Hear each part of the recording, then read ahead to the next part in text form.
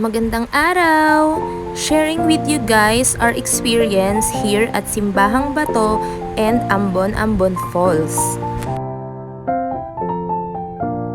Since sumunod sa amin dito sa Batangas ang kapatid ko at ang kanyang asawa, dito nga namin ng pagplanuhan na pumunta.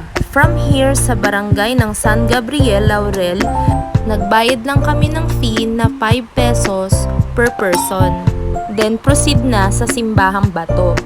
I suggest na sa dulo kayo mag-park malapit sa simbahan para hindi na kayo maglakad ng malayo.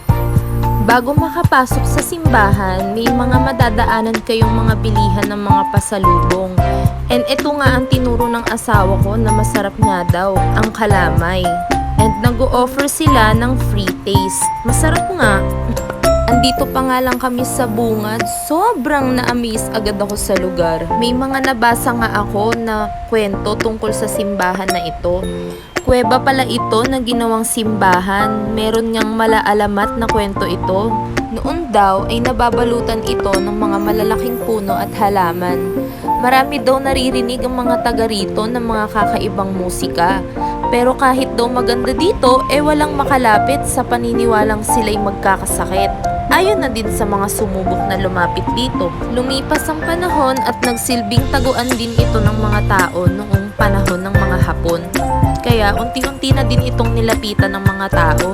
Nang matapos ang digmaan, ang dating kinatatakutang kuweba ay naging silungan ng mga taga dito pag may malakas na bagyo. Lumipas pa ang ilang taon kaya minabuti ni Father Ben Meranya na gawing simbahan ng kuwebang ito at hanggang ngayon ay patuloy pa rin itong dinarayo ng mga deboto lalo na kapag Semana Santa.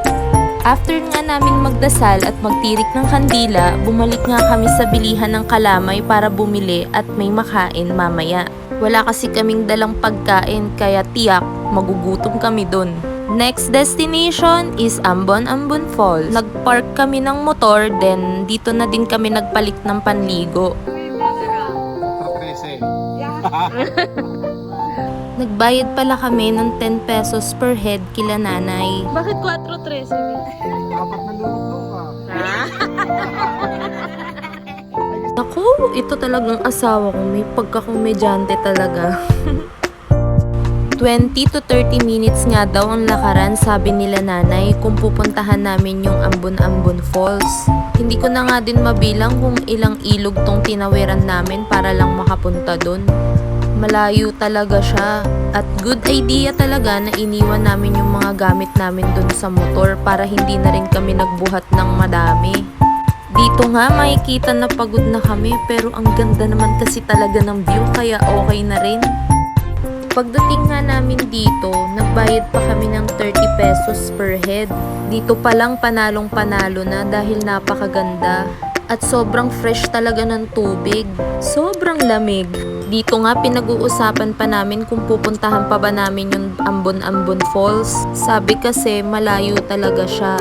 At ayun nga, napag-decide namin na pumunta na lang since nandito na rin naman na kami. Sayang din naman kung hindi rin namin makikita yung falls na yun.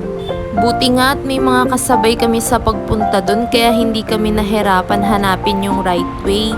Challenging nga lang talaga ang pagpunta dito. May mga part kasi na mabato at kailangan akyatin.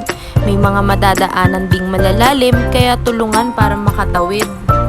Makikita nyo dyan, sinusukat pa ng kapatid ko kung gaano kalalim. Diyos ko, ang lalim talaga. Kaya mag-ingat kayo sa mga part na ganito pag pumunta kayo dito. Kahit naman sobrang hirap pumunta dito, sobrang worth it naman. Napakaganda kasi ng view. Kahit dito pa nga lang parang tanggal na agad yung stress namin.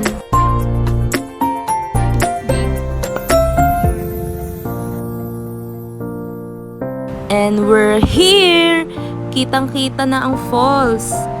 Pero hindi pa dyan nagtatapos ang pagsubok dahil may mga bato pa dyan na kailangan akyatin. Grabe, sobrang enchanted talaga ng lugar na to. Ang ganda, sobra.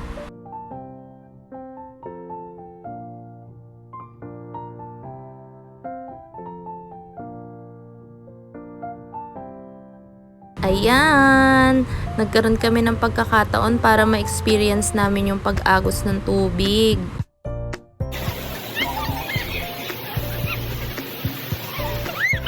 Nasolo na nga namin yung buong lugar dahil umalis na yung mga kabataan na kasama namin. So ito, may mga pagkakataon na kami para makapag-pictures.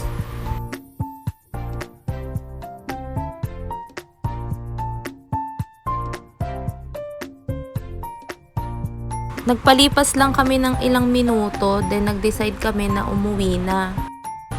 Thank you nga pala po sa may-ari ng bahay na to dahil pinayagan nila kaming magbanlaw at magpalit ng damit.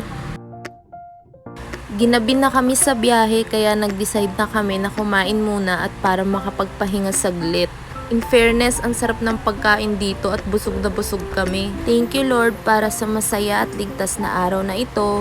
Kinabukasan nga bago sila umuwi, dinaan muna namin sila sa favorite naming lomihan, ang Steben's Lomi. At dito na po nagtatapos ang aming vlog. Sana nag-enjoy kayo sa panonood. See you on my next vlog. Bye!